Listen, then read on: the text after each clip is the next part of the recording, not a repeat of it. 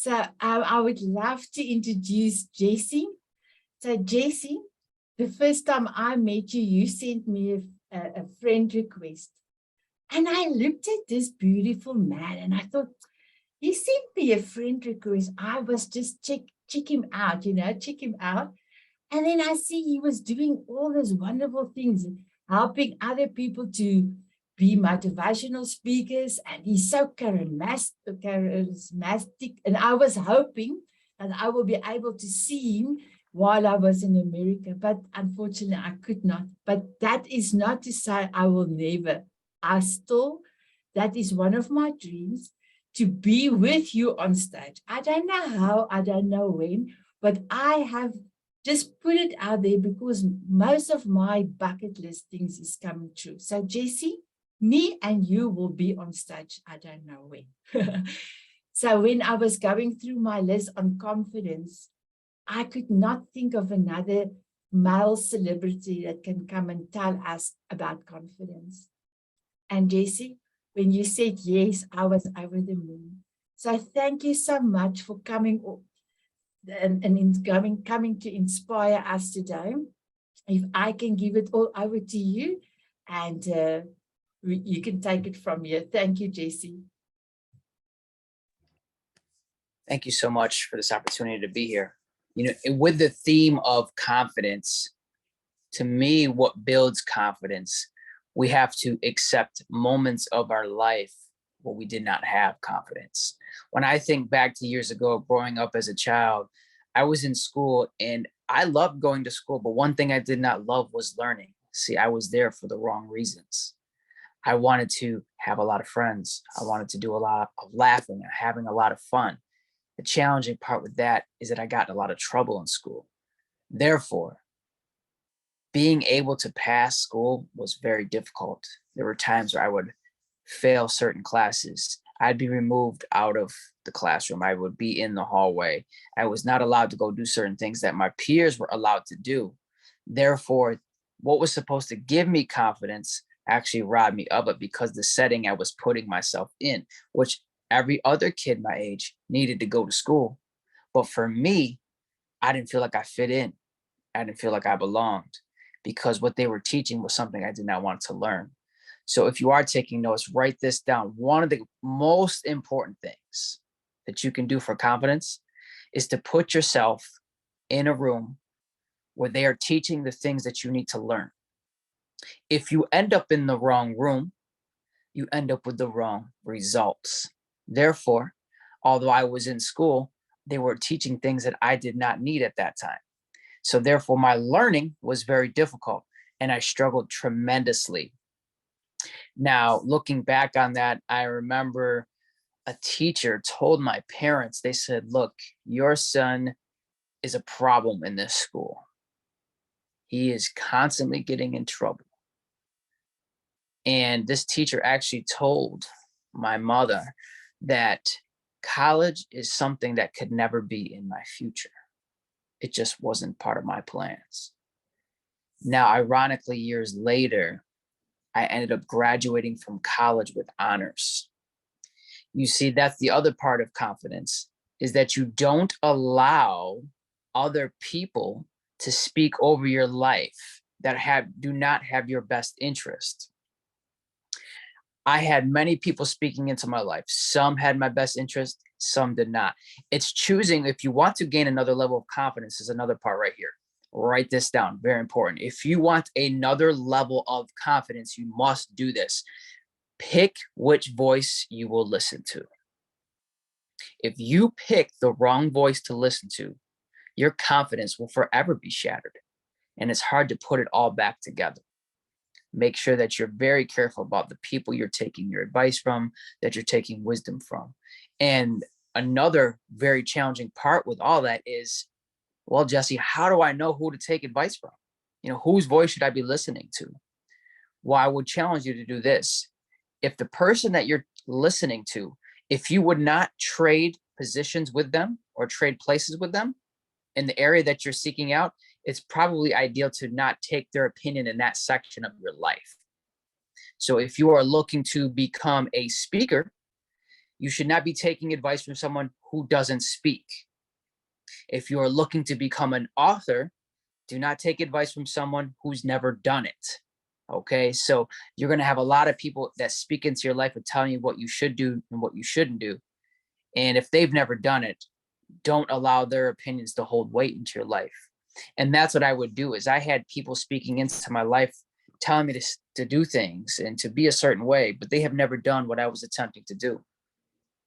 And not only, another part of confidence is not only about the things that you learn, it's about your relationships, which is key.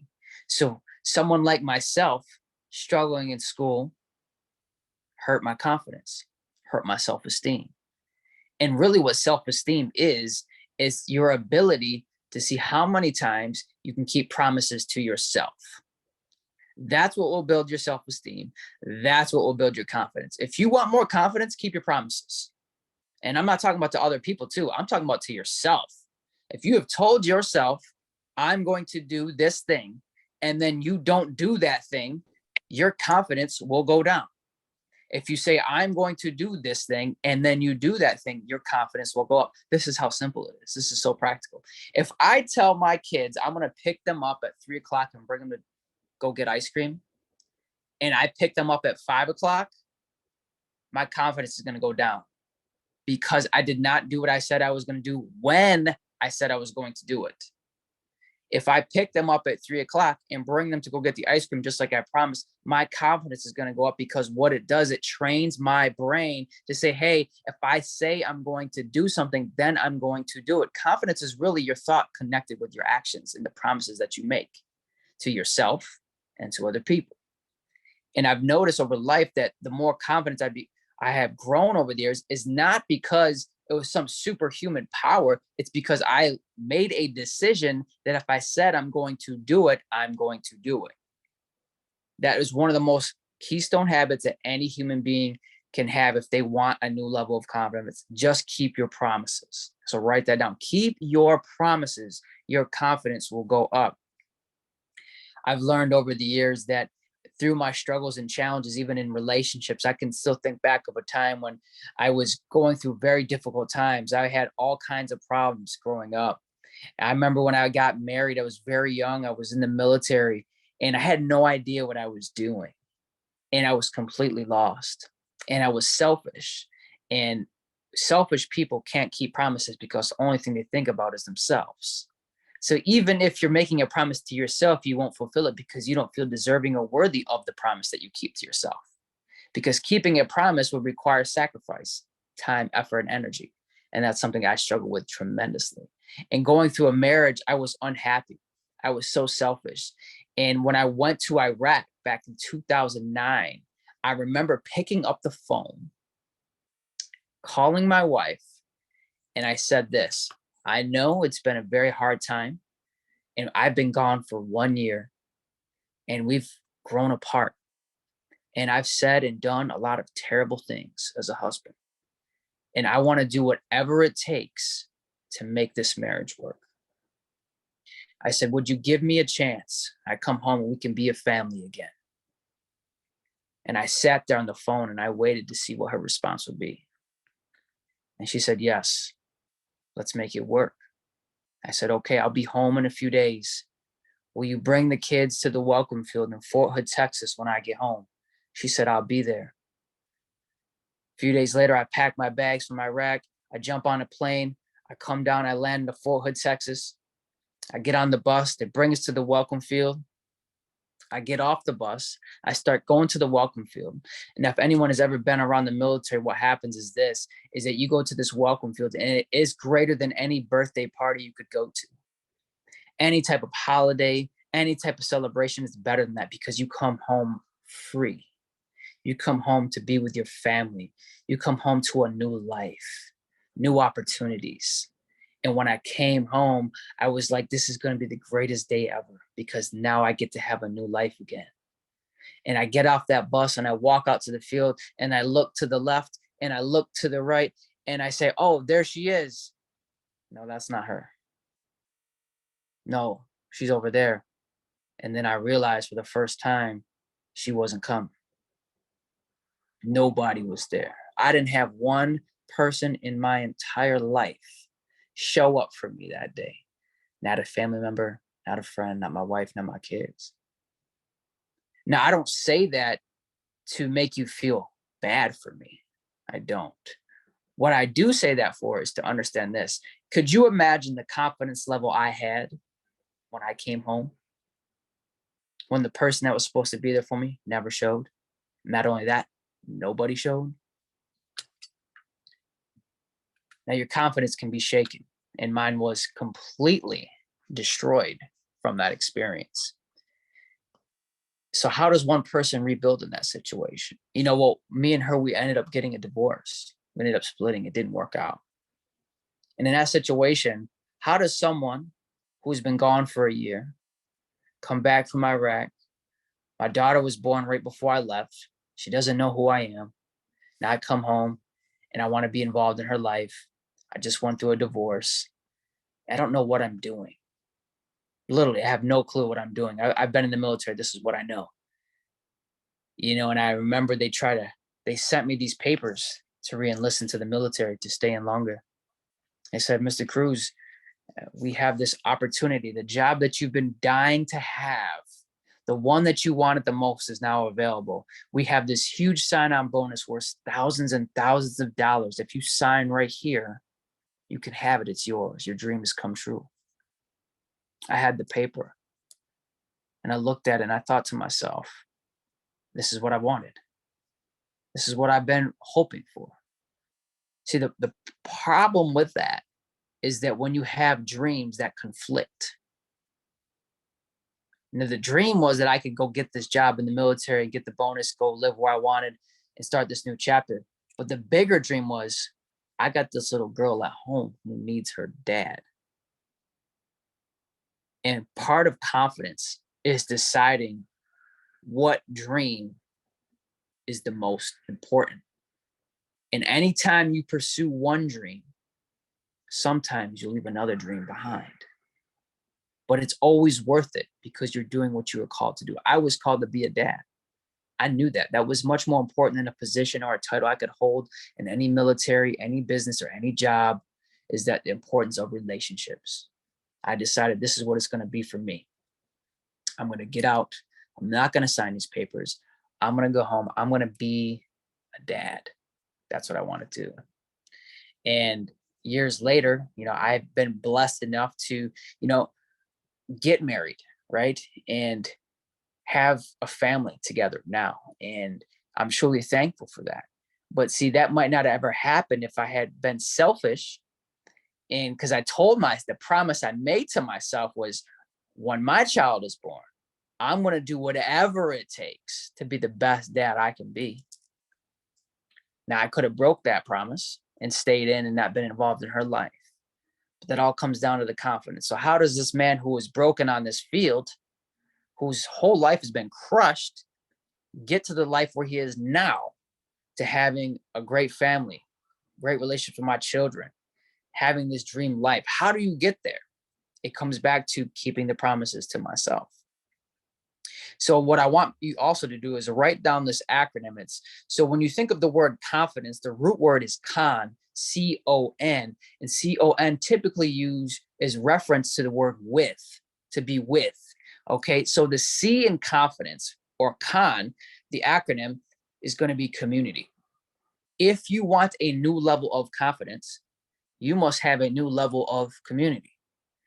When I was going through my struggles and my challenges, I noticed something, that my community was going through the same struggles and the same challenges. And you can't avoid all problems. It's impossible. But I would encourage you to get some new problems, bigger problems. Always seek to get bigger problems than the problems you already have. So community is so important. I look back on those times in my marriage, and if you really want to know the direction of where your marriage is headed, look to the people that you spend the most time with. That's going to reveal where your marriage is heading, or your relationship is heading, or where your business is heading. If all the friends that you hang out with have a struggling business that's suffering constantly, there's chances are that yours is too. If you're hanging out with people who are negative, chances are at some point, that negativity is going to impact you. So if you want to look at your future, look at your friends. Your friends will show you your future every single time. So you don't ever really have to wonder the path that you're heading on. You don't have to wonder, what does the future have in store for me? If you want to know what the future has in store for you, look at the people that you spend the most time with, because they are a reflection of you and you are a reflection of them.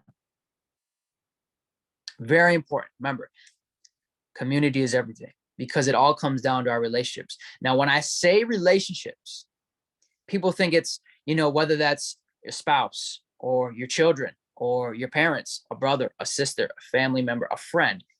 Very important. But there's usually a big factor that people miss. There's one specific relationship people miss a lot, and that is the relationship you have with yourself. Because truthfully, if you can't love yourself, you can never expect people to love you, because you don't know how to love yourself. And so self-love brings a whole new level of confidence, because you are showing people how to treat you by the way you treat yourself. If you talk bad about yourself, how I look, how I feel, right? And we all do this. We put ourselves down. If you actually knew the magnitude that your words hold, you would never want to say anything bad about yourself ever again. And every time you say something negative about yourself, a little part of you believes that it's true. Now, if you took the same energy and effort to say bad things about yourself and negative things about yourself, and you flipped it around and said positive things about yourself, it's not being arrogant. It's not being cocky. It's loving yourself to see that you have value. Love yourself enough to encourage yourself. We live in a world where we get to these extremes and we don't understand. If someone says something negative to you, you would be upset. And the other challenging part is if they said something kind to you, you might still be upset. Because, for example, we've all heard this before. Someone compliments you on maybe you're wearing something nice, and our response is, oh, this old thing, right? Or your hair looks nice. Oh, I just threw it up, right? I mean, I don't have that problem because I don't got no hair. But if I did, you know what I mean? So it's really just understanding that if someone gives you a compliment, what we do is we downplay it. We downplay the compliments. Why? Because we don't feel we are worthy of the compliment. We do not deserve the compliment. We are not worthy to have the positive energy. So we block positive energy. So we walk around trying to block the negative energy, and we walk around trying to block the positive energy. One tears us down. One builds us up to the point we don't believe we deserve it. So it's almost like we want to be stuck being average, and we're not called to be average. Average does not produce confidence, and confidence does not produce average. Therefore, expect, receive good vibes, receive good energy, receive the compliment. It's okay. Encourage yourself if you have to. Remember, anytime you say even the slightest negative thing about yourself, you are planting seeds that will eventually be grown to full size. Okay, let me say that again. If you say anything negative about yourself, you are planting a seed that one day will harvest, and it's either going to be something that will feed you or starve you from the thing that you want the most. Be very careful about the things that you say about yourself. And when people do say something about you that's kind, receive it. We struggle to receive positive encouragement from people, even though we shouldn't, because if you truly believe that you're a person of value, then you would receive that fully. So receive that you're worth something of value. Okay. The next part is the O and con. And so we talked about the community and those important relationships. What happens naturally, your confidence will grow and it will be more efficient because you have a community around you. So trying to have confidence without a community is pretty much impossible. Okay. And then so what happens is when you accept the positive energy, you accept these positive relationships, what it does automatically, the byproduct of that is what's called opportunity. Opportunity will happen consistently once you are able to accept how great you actually are. See, I had to tell myself, I already knew I was going to be a great dad someday before I actually became one. And then from the first failed marriage, I knew I wouldn't repeat that same mistake. So I had to tell myself, I'm going to be a great husband if I ever get the opportunity to do that again. I had to believe it before it happened. A lot of times we just wait for things to happen, but you must believe that it will happen before it will happen. That's an act of faith. See, faith and confidence are synonyms for each other. See, faith and confidence are things that you believe before you fully see it happen. So they're very connected. And so another key component with that is the opportunities that you've been seeking, whether that's speaking or writing a book or hosting an event, or it could be something simple as traveling or restoring a broken relationship, or whatever your goal is that you may have. The opportunities will start to appear once you believe you're deserving and worthy of them. And then you'll see all of a sudden your community come through, because if you are intentional about surrounding yourself with the right people, they will bring the opportunity that you've been seeking. I promise you, it will happen, but you have to put yourself in a position to receive the opportunity. And you will notice more and more opportunities will appear every single year, the more that you're consistent in having a supportive community and understanding that you are worthy of your dream. Your dream is something that you are worthy of. The reason why you had a dream placed in your heart is because you were assigned to fulfill it. And any dream that you have for yourself, you will fulfill if you believe that you can do it, and then you take action. And so the end for Khan is a new life. You will have a new life because confidence comes from doing. It comes from action. I could talk about all the things that I want to do in my life. I can write them down. That's a good thing. I can read about those things. Another good thing. I can talk to people about all the good things I want to do. All great things. But to get to the new life, because I believe every one of us in here wants something new. We want something different. We want some sort of change.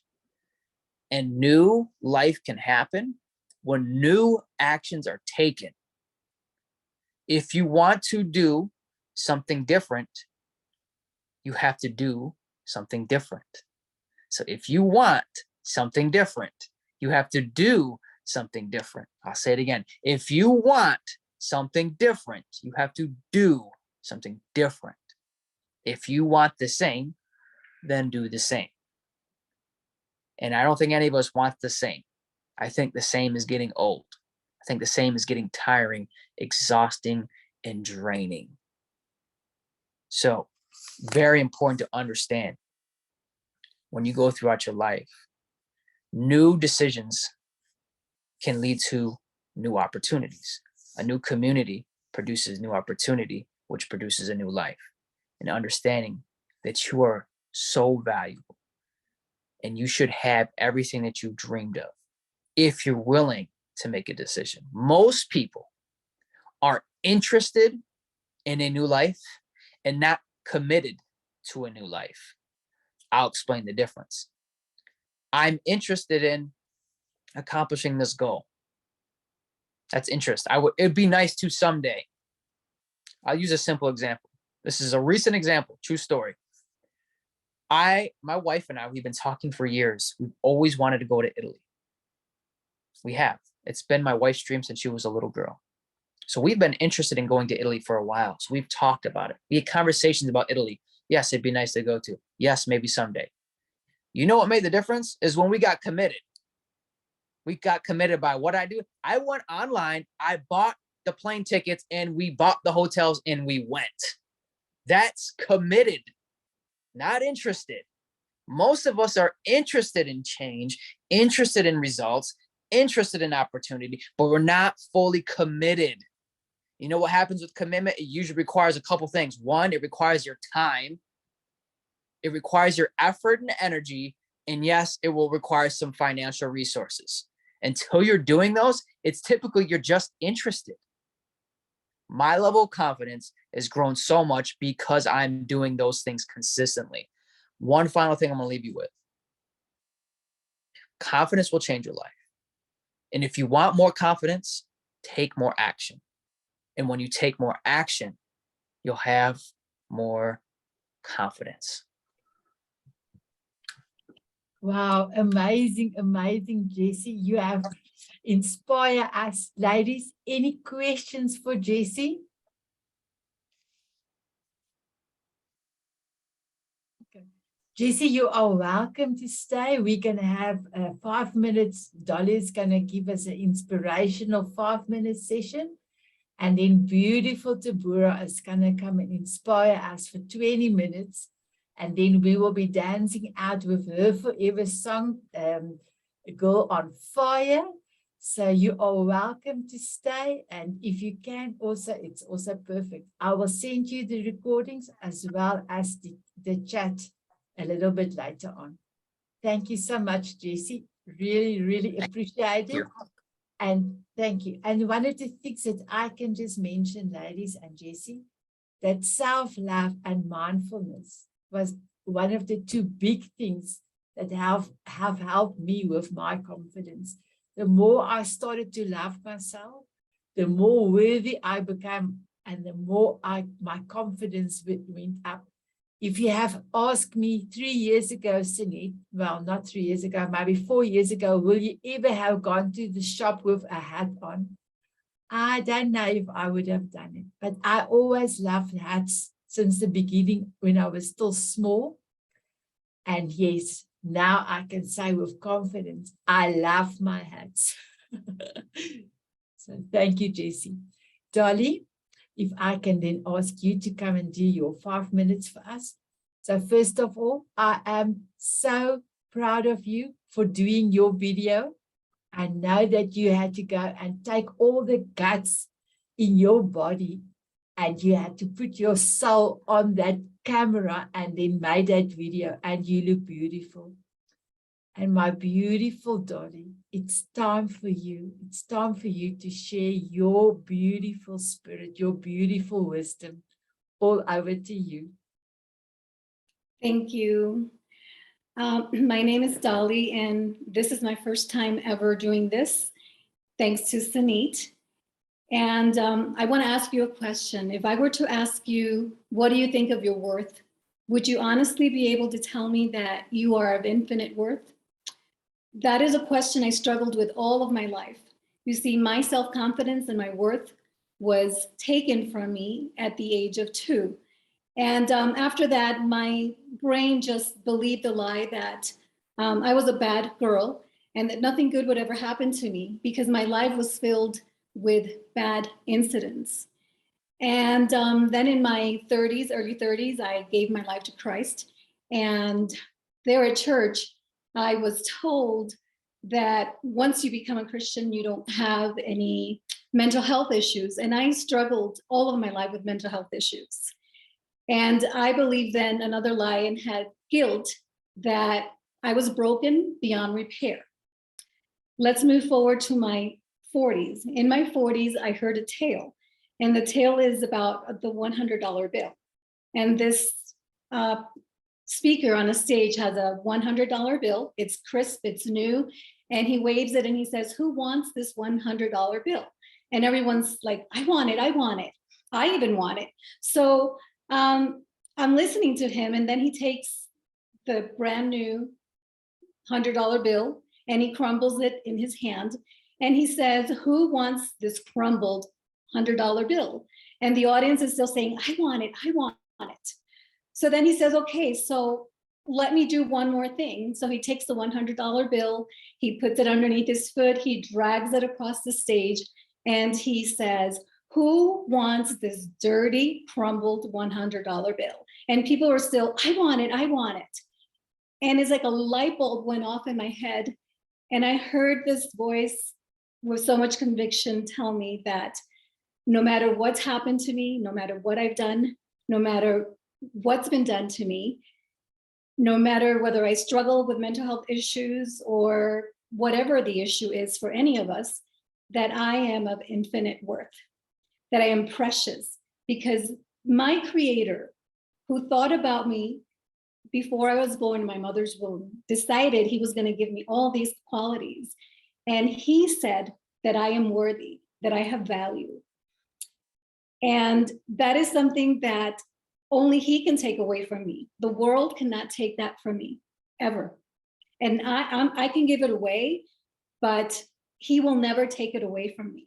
So my confidence comes from knowing that my Father God loves me and he thought about me when he created me. And I just want to share with you what he thinks about all of us, what he thinks about you. You are the creation of, you are the crowning of achievement of all of his creation. He created you in his image and he deposited his spirit within you. You see, he created you in his image and he poured his spirit into you. The Bible tells us in Ephesians 2:10 that we are God's workmanship, created in Christ to do good works. I don't know about you, but for me, I can dance with that music, with that verse, because it gives me even more confidence in knowing that I'm not a mistake. I'm not here just because somebody wanted me to be here. I'm here because my Father wanted me to be here. And I just want to tell you that you are a one-of-a-kind masterpiece of love. There's no one on the face of the earth like you. There will never, ever be anyone on the face of the earth like you. And if you don't believe me, go ahead and take a look at your fingerprints. Because each one of us has unique, individual fingerprints. There will never be anyone with your same fingerprints. So my beloved sisters and beloved beauties forever, I pray that these words will encourage you and will give you life in knowing that you are here on purpose and that you are worthy no matter what's happened to you or no matter what you've done. And I want to bless your spirit in receiving everything Father God handcrafted you to be. Blessings. Wow, I'm proud. I'm a proud mama. Can I ask you if you can say one word after delivering this beautiful session for us, my beautiful Dolly? Is there one word or one gesture that you can give us to show us how happy that you have done a beautiful job? I feel free. I'm free. I am so proud of you. I am so proud of you. Ladies, is there any questions that you have for Dolly? So ladies, in a few weeks, me and Dolly, we're going to have, our theme will be play. I am not sure how we're going to do this, but we're going to play Ring of Roses with you guys on the screen. I don't know how we're going to do it, but we're going to play musical chairs. I've got a beautiful guy that will come and sing for us and play his piano. So Dolly, me and you are going to entertain the ladies with play. I cannot wait. Thank you so much for giving us the inspiration, and I am truly proud of you. Thank you. So my beautiful ladies and Jesse, if I can introduce Deborah. I met Deborah with Emmanuel and Daniela Roman. And you know, when I looked at this lady, I thought, wow, she's so posed, she's so beautiful. And you know, she's got a lot of knowledge.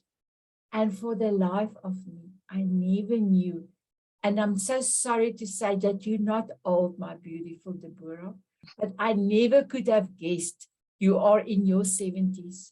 You like you in your 50s. It was like, I was even more prouder of you. And if I tell people, I will tell them, I know of two ladies that's in their 70s, one in their 70s, one in their 80s, that I'm sorry, if they can do it, anybody can do it. So my beautiful Deborah, thank you so much for coming to inspire us. I'm going to give it all over to you. Thank you. Thank you so much. I am so excited to be here. Every morning I wake up, I just thank the Lord for another morning, another day. And I want to thank Jesse and also Dolly for giving me my cue cards that I can tap into, because as Sine said, I am in my 70s, 72. And so I've lived a long life of struggling to get to where I am, to be a confident woman. That's one of the reasons I have the picture. I don't know how to point, but anyway, the picture with the women in the hats, they are every challenge that I've ever had to go through. And through each challenge, I learned a little bit of knowledge that I could hold on to. And I will use the con to really take you through my presentation. Again, Jesse, thank you. The community that I grew up in, I also had some struggles in my childhood. So my childhood community was very stressful. But at the age of 12, I was being groomed. Actually, up to the age of 12, I was being groomed by my Sunday school teacher, Deacon West. And I always tell this story. He has the gold teeth and he's a real tall man. And he's just a loving man who loved the Lord. And at that time, I was being molested at home, and I struggled, with understanding how I could, handle this. I couldn't go to my parents for whatever reason there was a reason. But Deacon West said that Jesus would be my savior, that he would help me. So at 12 years old, I purposely dressed up in this beautiful satin bottom. It was black satin on the bottom and pink satin at top, and my Mary Janes and white socks. And I got up and had the confidence to walk down the aisle with all of these adults looking at me saying, why is this child walking? I'm pretty sure that's what they said. But I walked down the aisle with confidence that the Lord Jesus Christ was going to save my soul from what I was going through at home. And so my confidence started with spiritual growth. There's five areas of growth that really helped me over the years, and spiritual growth really centered me. I'm not saying I was perfect. Believe me, I was a wild child when I got into the teenage community. You kind of go along with the program, enjoying life, forgetting about the little angel on one side and the devil on the other side. You just do what you want to do. And then in my young adults, through marriage, I had the best of both worlds. I moved into the corporate arena at age 17. I did not go on to college. And I moved into the corporate arena, and I grew up learning responsibility. So I was blessed to start at Bell Telephone at the age of 17. And I moved up. By the time I was 18, I was an assistant supervisor. So within that period of time, most kids are just starting their freshman in college or leaving high school. Well, because of the Vietnam War, the young women were leaving their jobs and moving wherever their boyfriends or their husbands are being stationed, because that was really traumatic for all of us. And because Bell Telephone had the pecking order, at 18, I was an assistant supervisor. Well, for whatever reason, I resigned my job at, I know what the reason is, I just don't want to say it. I resigned my job at Bell Telephone because I didn't have that crystal ball that looked into the future that's saying, hey, you should stay here until you retire.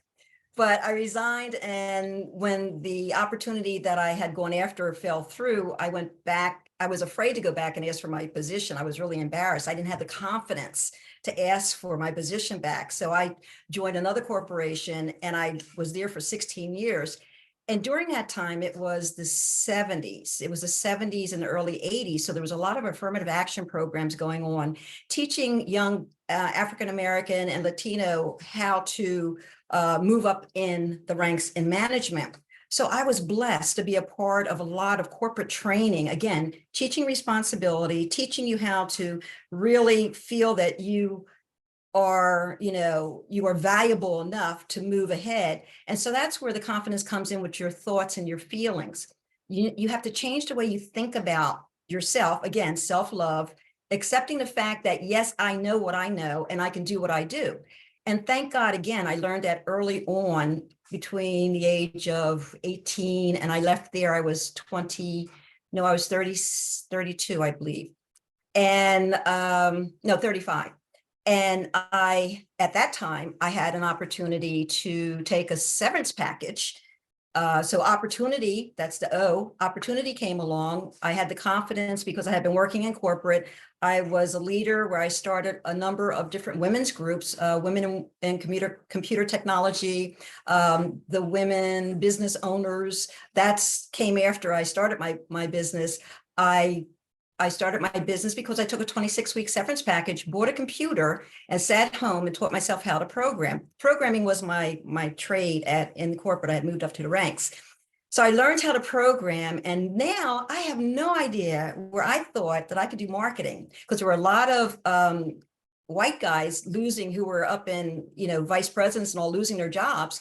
And I decided that my company, Direct Connections, was going to take them around and get them temporary positions. So I was going to be a jobber, like a headhunter, right? And don't ask me where that came from. I have no idea, but I did it. I planned it. At the time, I had 13 men, and I believe maybe one woman signed up to be a part of Direct Connections. And my husband at that time, he was a nuclear power plant engineer, and he came back from building a site up in Salem, New Hampshire, and his whole team were fired because the company decided they didn't want to do nuclear power plants. So here we are in June of 1986, no income. We were a 6-figure salary income family between the two of us, no income. I had just started this business. My severance had run out in May. This was in June. Well, the Lord came through again. Spiritual growth, understanding that the Lord will provide if you stay within the guidelines. 2 days later, I get a phone call from a gentleman whose team I supervised when I was in corporate. And he asked if they could put me on their resume, because I was the only person in the area that knew how to program on an IBM PC. So I said yes. We went on the interview, and I got a 2-year contract, subcontract with Fidelity Bank in Philadelphia, putting together their mortgage. Again, the Lord stepped into my life, and he changed. That was the new life. So the new life. So as I was continuing doing my consulting, another young lady who I had worked with in the corporate called and said, "Hey, I understand you know this personal computer software package. Could you come in and take a look at it?" I did. And I said, "You know what? This is everything." Now, I could have made a lot of money programming. That's what she wanted me to do, was design a human resource system for them. I said, "Look, this system does exactly what you want." So I was confident enough in the knowledge that I had that I would be wasting my time doing a program for them. So what I did was I called the company, because it was a really great program. It was called Abracadabra. And I called Abra and I said, "Hey, look, I'm on a job. I recommended your software. Do you have a resellers, like that was before affiliate marketing. Do you have a resellers agreement?" And I became one of their resellers. So from 1989 up until 2005, I actually was a consultant reselling for them. Moving along, meeting new businesses. Another confidence level was action. I always took action. Okay, so spiritual growth, confidence in my spiritual growth, changing my thoughts and my feelings, and taking action once I really understood what needed to be done. One of my clients, his client was Dave Gerlitz. He was one of the admin for Winston Cigarettes. And he and I were working on a project. He says, "You know, you're a really good writer. You should publish a book." I said, "Well, I want to publish a book, but I don't want to go through that hassle of traditional publishing." He said, "Well, start your own company." Well, I did. In 1998, I launched Gladstone Publishing Services. Again, I have no idea where I got that confidence, but it doesn't matter as long as you know what your abilities are and what your skills are, and also identify what you need to know, what you need to learn. So in 1998, I launched Gladstone Publishing. And since then, I've helped over 50 first-time authors get their books published. I had been writing since I was 14 years old. So I loved writing. I love listening to the elders tell their stories. So I became a really good storyteller and a good listener. That's the whole thing about getting confidence, is being a good listener and gleaming the information that's going to help you out. Not always just listening to chatter. Right now, I really feel badly for people who are starting out, writing, because writing is in my blood, writing for the first time, because there's so much chatter and so much noise on the internet. So focus, that was another thing that Jesse had said, being able to focus on not listening to everything that everybody else is saying. So taking action and trusting the seed you plant. Now I want to give you a quote, and I'll type it in the chat also. Any fool, now this came out of one of my journal entries in 2005. Any fool can count the seeds in an apple, but only God can count the apples in the seed. I'll say that again. Any fool can count the seeds in the apple, but only God can count the apples in the seeds. So as you're growing as an individual, and most of us here are in business, as we're growing our business, just trust that the Lord is going to give you the wisdom, the knowledge, the skill set, and the people to come into your life to help you grow your passion.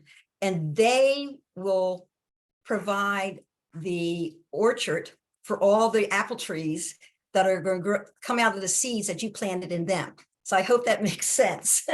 I talk with my hands, I almost knock something over. So that is, okay, so spiritual growth, thoughts and feelings, taking action based on what you know and what you trust is the path that you should be taking. And then the message, get your message very clear.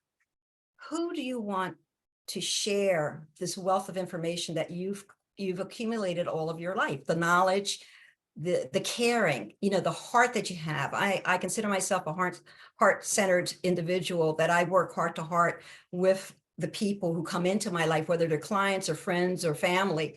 I have never really considered myself as a leader. I was on another program, and that was the main question about being a leader. I became a leader without even knowing it. I just grew, I was that apple. I just grew into the leadership apple tree. And I really enjoy sharing information that I know. I enjoy bringing people into my space that I know would be an asset to my community. Okay. And I'm in a number of different communities, and I'm so thankful that I've landed in at least, the ones that I'm partaking in. I am going through, and just like, you go through and weed out the weeds, I am going through and getting rid of the groups that are not adding to my life. Unless somebody or your community is adding to your life, you really need to take stock. Is this where I need to be, or should I be someplace else? And again, confidence is the key to leveraging anything that you do, whether it's your personal life, your business, your writing, your speaking, whatever. If you're asked to do a 5-minute, as Dolly did a wonderful job, and I really appreciate her sharing her gift of how the Lord had brought her through. And I call that a gift, because that was a gift for me too.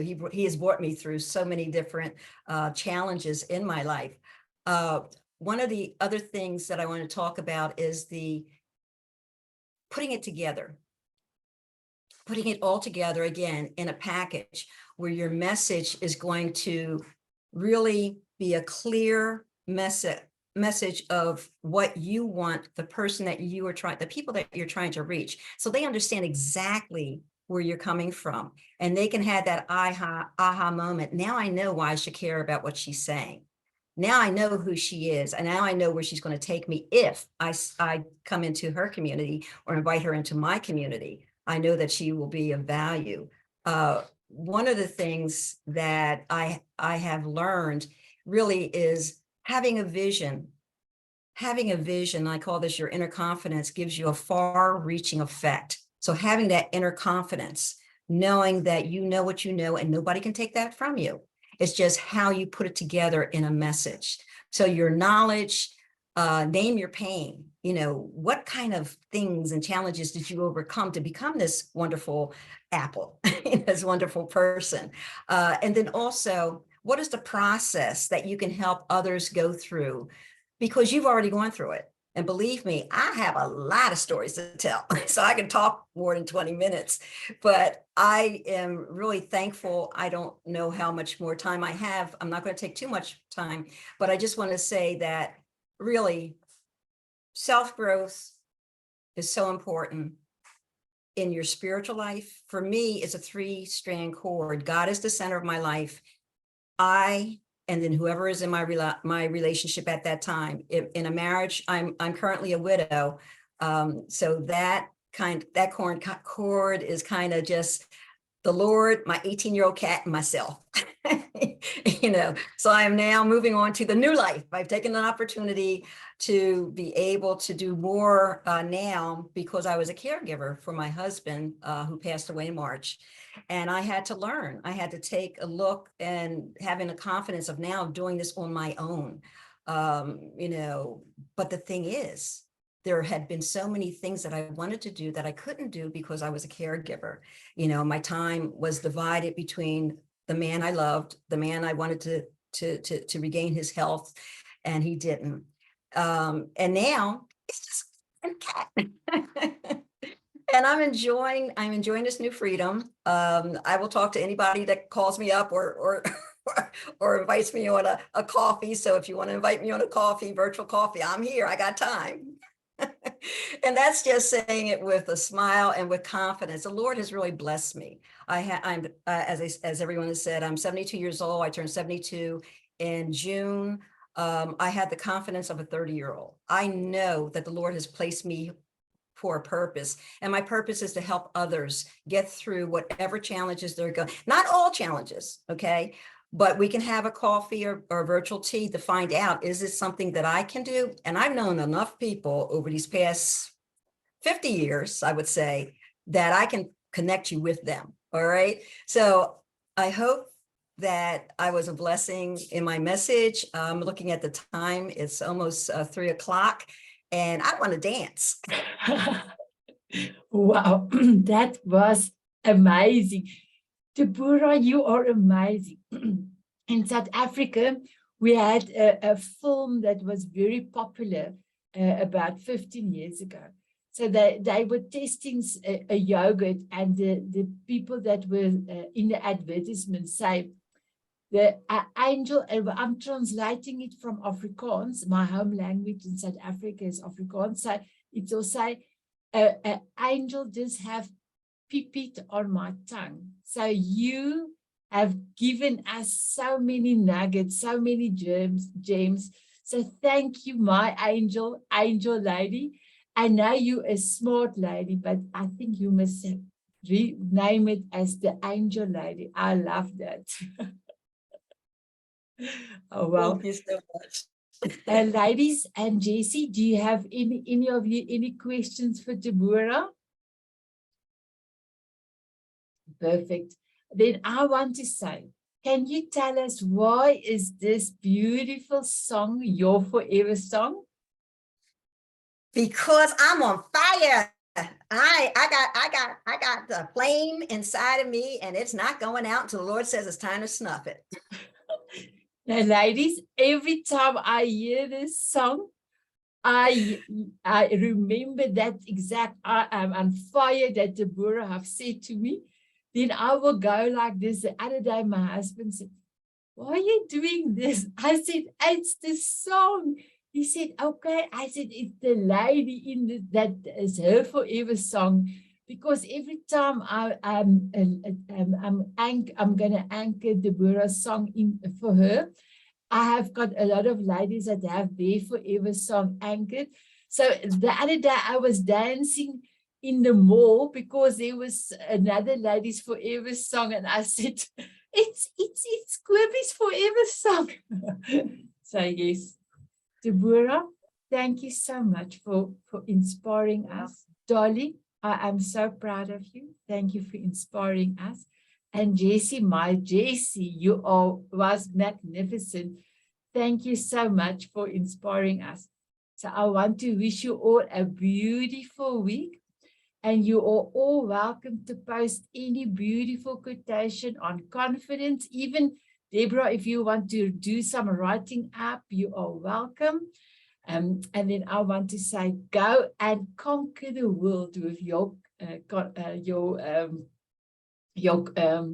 now I'm struggling with your confidence. With your confidence. Okay, let us dance.